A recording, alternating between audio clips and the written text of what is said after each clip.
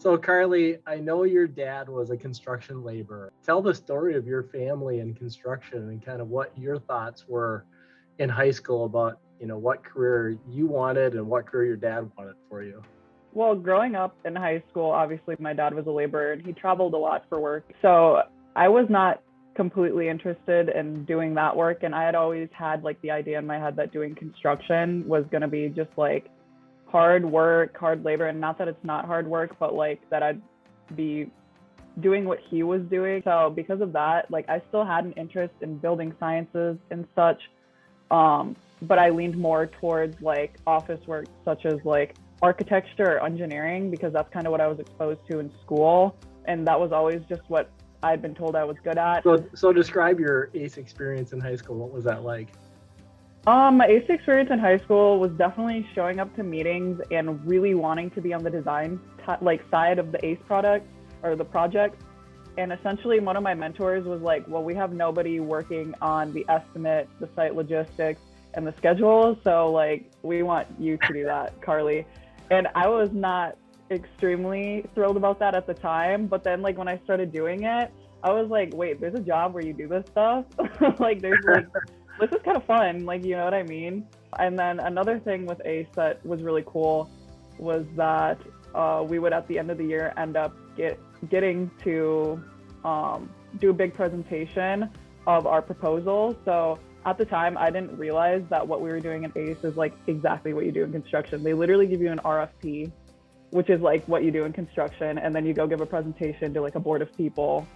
So that's what we were doing, and I got to go up there and give a presentation, and like I was like the president of our chapter, so felt like I was the boss. So, Karli, how much do you think ACE influenced your decision then to pursue an education in construction? I would have never ended up being educated in construction or going into construction if it wasn't for ACE. And that is because, like, first off, my mentors gave me opportunities.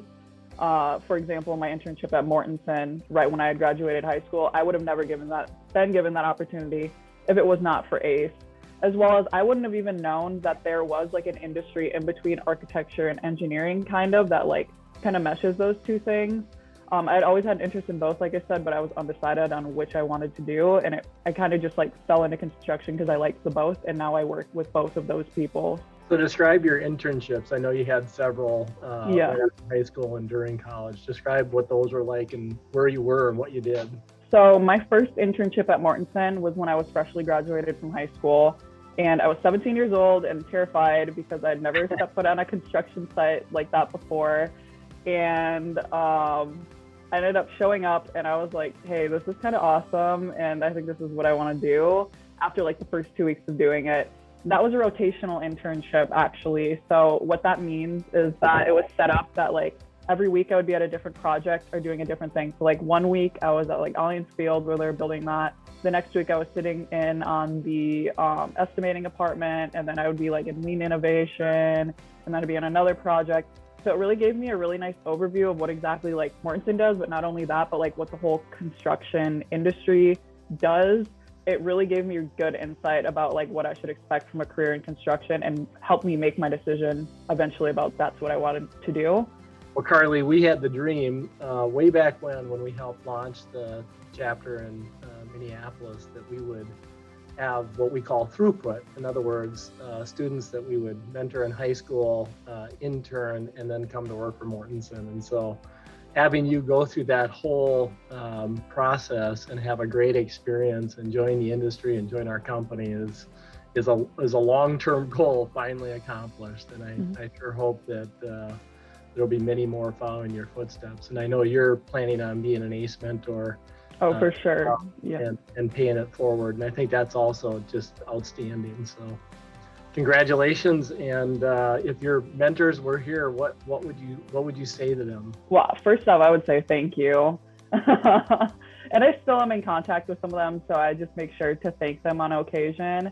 But one thing I would say to them definitely is, like I said, like, thank you for just like teaching me, how to make connections and how to be like a person in the construction industry, and for giving me, like, I feel like a leg up on, advancing my career.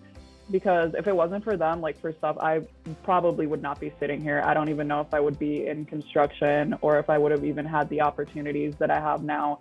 And they were always so motivating for me to continue. And like most of them were women, which also was extremely motivating and inspiring to me, and just gave me more opportunities to be able to get, you know, where I am today. So I think it's awesome, and I am so thankful for them.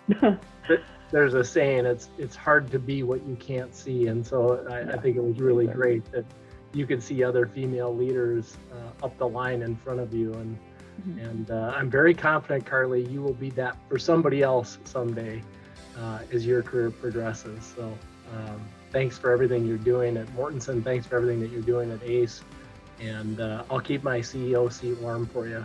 Thank you. Thanks, Dan. That means a lot.